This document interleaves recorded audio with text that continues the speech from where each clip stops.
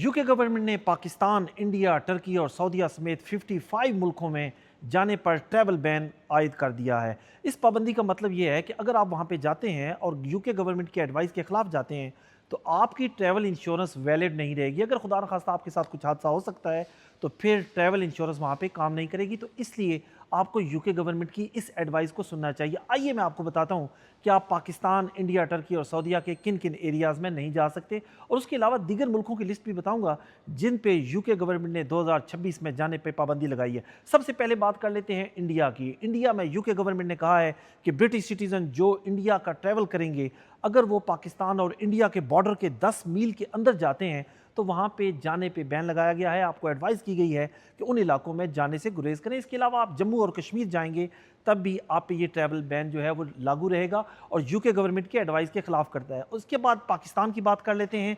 पाकिस्तान भी इस पाबंदी की जद में आया है और 2026 में पाकिस्तान के कुछ इलाकों में जाने पर पाबंदी होगी और आपके ट्रैवल इंश्योरेंस वहाँ पे वैलिड नहीं रहेगी। इसमें ख़ास तौर पे पाकिस्तान और अफगानिस्तान के बॉर्डर का जो 10 मील का एरिया है, उसके अलावा खैबर पख्तूनख्वा और बलूचिस्तान के इन्हीं एरियाज़ में जाने पे पाबंदी होगी। अब बात कर लेते हैं सऊदीया की। सऊदीया हमारे बेशुमार लाखों ज़ायरीन जाते हैं हज और उम्रा के लिए, लेकिन यूके गवर्नमेंट का कहना है कि अगर आप सऊदीया और यमन के बॉर्डर के नज़दीक 10 मील के अंदर जाएंगे तो आपकी ट्रैवल इंश्योरेंस फिर भी वैलिड नहीं रहेगी। अब बात करते हैं टर्की की, जो मेरा भी मोस्ट फेवरेट है, और टर्की में भी हम बहुत से लोग जाते हैं, हॉलीडेज़ करने के लिए जाते हैं, अपनी फैमिलीज़ के साथ जाते हैं। तो उन एरियाज़ में पाबंदी लगाई गई है जो सीरिया के साथ यानी कि शाम के साथ जो सरहद है वहाँ पे भी 10 मील के एरिया में पाबंदी लगाई गई है।